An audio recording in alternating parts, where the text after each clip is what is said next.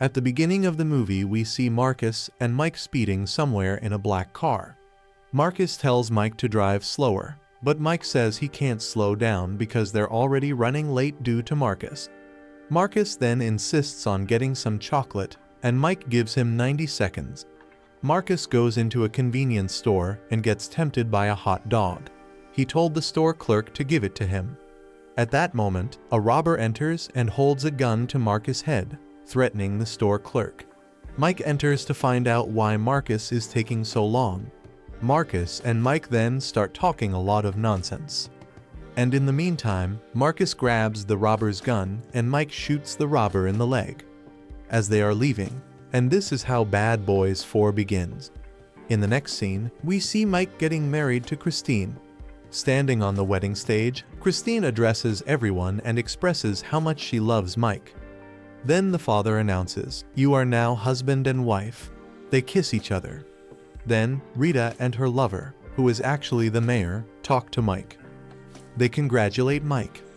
Next, we see Marcus giving a speech dedicated to his friend Mike, and he asks Captain Howard's granddaughter what her grandfather would have said if he were there. She replies, he would have said, "So, you've ruined your life." Everyone laughs and enjoys the moment.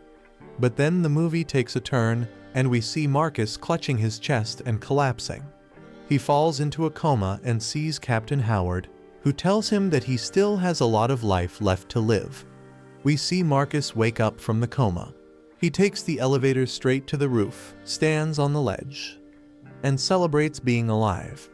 Mike follows him up there and tries to bring him down through words, but Marcus, thinking he is immortal and that his time hasn't come yet, decides to live fearlessly from now on. This scene was really funny.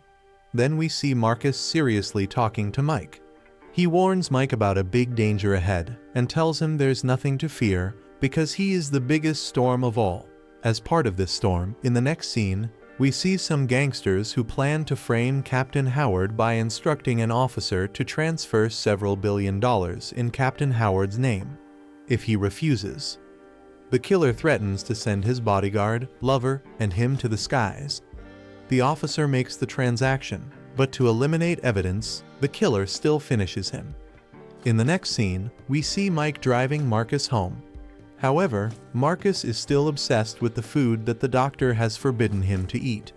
When he gets home, he jumps on his wife. In the scene, we also see Christy, Marcus' son, daughter-in-law, and grandson. Marcus starts to cause a fuss when he doesn't find chicken in the fridge, but quiets down at his wife's words. This scene is also really funny.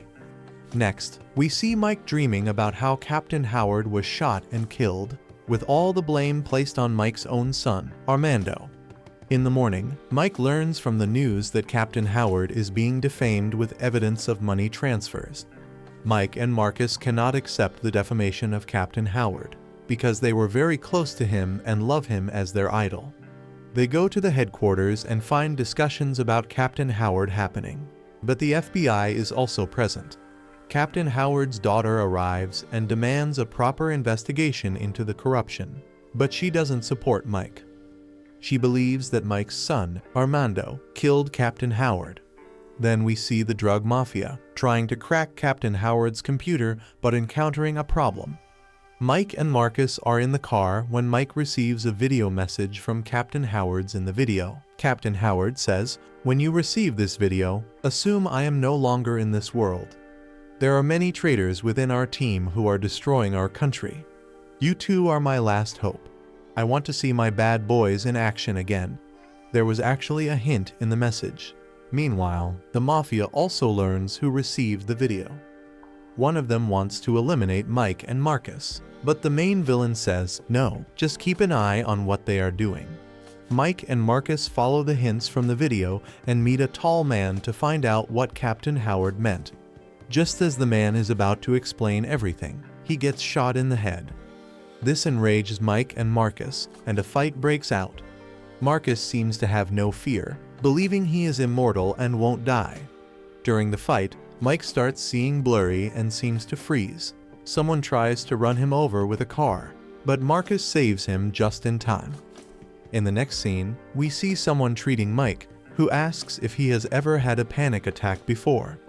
Rita appears, trying to get Mike out of the trouble, but there are two very close officers of Mike's who help him find a QR code.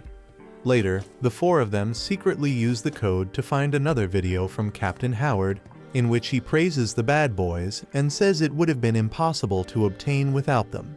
To investigate further, Mike and Marcus go to see Armando, who is in jail for killing Captain Howard and is actually Mike's son. From Armando, they learn that he has seen the killer. He doesn't know his name, but can recognize him if he sees him. At Mike's request, Rita agrees to transfer Armando to Miami, because Mike said he would secretly interrogate Armando in Miami to easily catch the drug mafia. Then begins one of the movie's most action-packed scenes, which takes place in a helicopter. The traitorous cop informs the killer about Mike's plan, so they come to kill Armando. During the chaos, Armando's handcuffs are and Mike and Marcus manage to defeat all their enemies. Eventually, they force the helicopter to land in a reservoir. After getting out, Armando declares that he wants to go solo. When this leads to an argument with Mike, Marcus steps in to stop them. Finally, they agree to Armando's conditions and throw their phones into the water, opting to stay together. However, news spreads that Marcus and Mike were actually part of a much larger plan. This news spreads across the media. That night, when all three were together at a campfire, Mike admits to Armando that he is his own son, regardless of everything. Later, they are caught stealing clothes from a camp, but Mike and Marcus are blamed by the other two who claim the clothes belong to them. At that moment, Armando manages to start their car and they escape in it. Then they go looking for that mafia, and they visit another familiar female gangster. However, in exchange for revealing information, she puts a bizarre condition on Mike: he has to sleep with her. Mike refuses outright, but Marcus tries to make him understand that it's just a small sacrifice. However, Mike hesitates on his decision. And only then does the girl show him a gun, revealing that there's a $5 million bounty on them. When she calls, a few people come to take them away. Marcus, as always, has a laid-back attitude and doesn't want any violence, but Mike stops him. But Marcus doesn't stop. At that moment, another gangster arrives who was a bitter enemy in the past. They want to catch Mike for the sake of money. Because of Marcus and Armando, they manage to escape the gangsters on their journey. Then they knock on the door of that close police officer's house and see that she was naked with her colleague. She explains to Mike that their relationship doesn't affect their professional life. Marcus sarcastically agrees, saying, Sure, it's all good for you guys." Later, when Armando enters there, the girl tries to attack him because she believes the captain wants to kill her. Then, when Mike and the police make her understand, she realizes that Armando is not with them anymore, and they decide not to the mission as a whole team. Watching various video footages, Armando identifies the killer, and Mike informs Rita that they've identified the killer.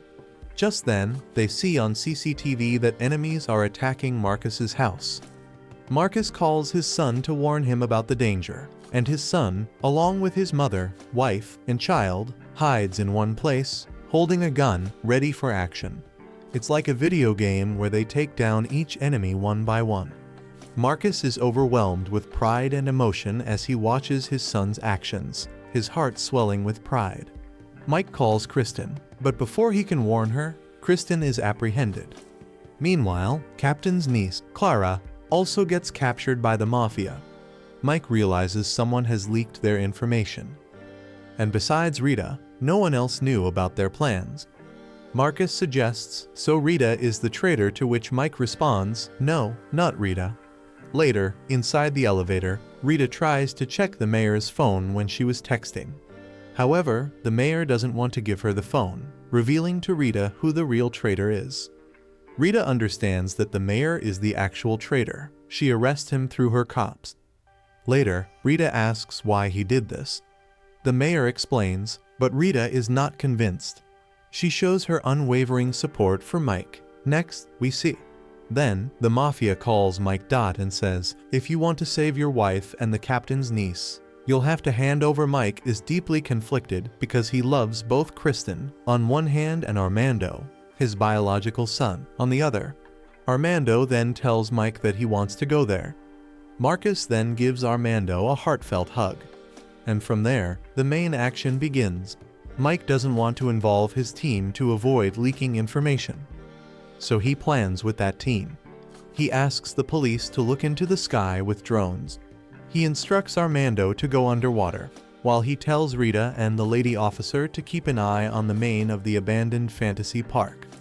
Mike keeps the mafia's head in his sights with a sniper rifle, but he can't shoot because Christy is in front of him, and he doesn't want to risk hitting her. When Marcus realizes that she might panic, he slaps her. Armando starts shooting first, and then the action begins. The police drones take down the sniper. However, finally Marcus sees the mafia at the gunpoint. Marcus then realizes it's the same place where he met the captain in a coma, understanding it's his last moment, though he finds it funny. Mike approaches them with a gun. The mafia says he can save anyone. Mike then says you may not know, but there's an immortal here, which makes Marcus choke up. Mike shoots Marcus first, and then the head of the mafia. Marcus gets very angry, but Mike tells him, "I shot you in your bulletproof jacket." After all this time, the misunderstanding between Armando and Mike dissipates. Mike tells his son Armando to take the boat and go far away, and Armando agrees to do so.